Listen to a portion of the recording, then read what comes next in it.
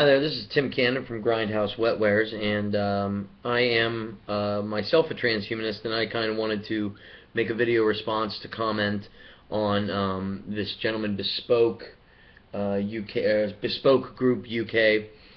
He did a video called Transhumanists Are Mental, and when you do a search for videos on transhumanism and arguments against transhumanism, oftentimes it's a little frustrating because it's hard to find somebody who's going to articulate a really good argument and put up something that's actually worth responding to. We did, and a lot of very religiously influenced stuff. So we found this individual, Bespoke Group UK, and kind of wanted to put out a response to that sort of kind of thing. And we found this guy to be not somebody who necessarily just basically says the devil is doing transhumanism or something crazy like that. So, but I did want to bring up some issues that I kind of felt might be a common problem or misunderstanding about transhumanism and about the goals and these sorts of things. So, number one, basically up until about 6 minutes into the video, he's mentioning some of the goals and everything seems to be okay, and he begins to talk about some of the problems that the technical challenges that might occur in attempting to get to this transhuman state. And I don't see that as a good argument against transhumanism or anything to imply that a transhumanist is anything less than a completely rational person. They see that technical challenge and they say, oh, well, the brain tissue needs very special handling, so we'll make some. Seems to be a really rational response from a scientist to say, hey, whatever that problem is, we'll try to solve that challenge, and if we can't, we'll try to figure out another way around it. And then if we can't, we can't, and that's a whole nother subject. But in speculation, yes, there will be technical challenges, but that's not a case for mental instability or to say that we have any nefarious or unethical plans at stake or that it's a worthless expense. In addition to that, there are, you bring up a lot of ethical questions. Well, we agree. We couldn't agree more. That there are tons of ethical questions that are going to go into this, just like tons of ethical questions go into every single technology on the face of the planet. When a new cancer research drug is brought to market, they have to ask all these ethical questions about what the risks of death versus the risks of cure are, and what the worthwhile situation is. And additionally, in administering certain types of drugs at end-of-life scenarios, you have to begin to ask ethical questions. Like, for example, am I giving this person so much morphine to keep them comfortable that they're no longer in their facilities to make decisions about their life?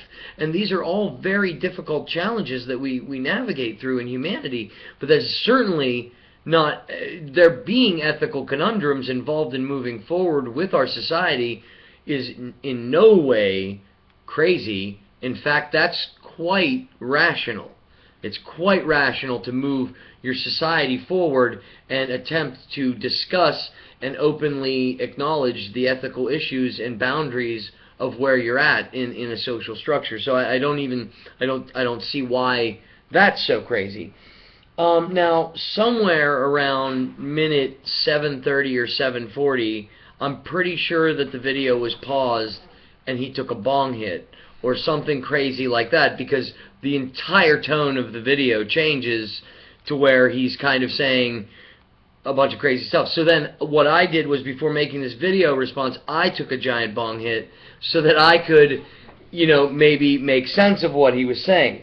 Now, there doesn't seem to be any attention paid to the technological slope of change. We don't seem to be acknowledging that technology is evolving more rapidly, and so that the problems that seem very far-fetched are going to very quickly come to solutions, much more quickly than is anticipated. Much in the same way that a cell phone was the size of a briefcase, and then within 20 years, they're tiny and more powerful than, you've heard the rhetoric.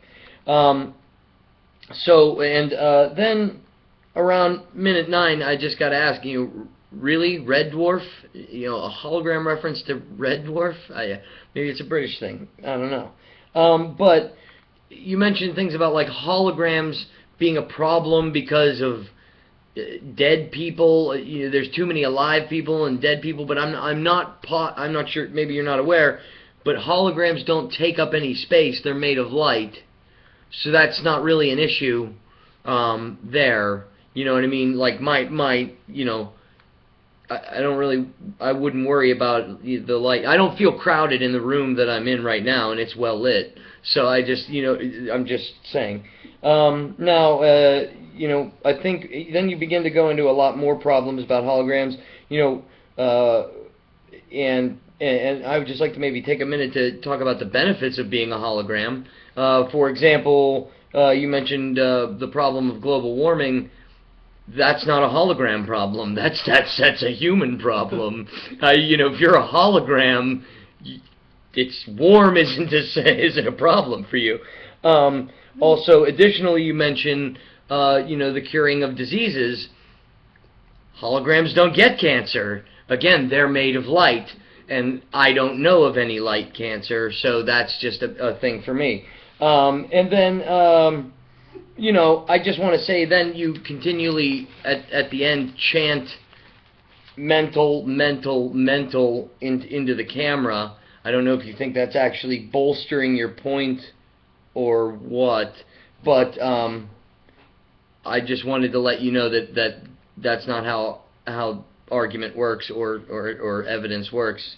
So anyway, if you have a response to this, I would love to hear it, and I would love to address any questions that you might have on transhumanism.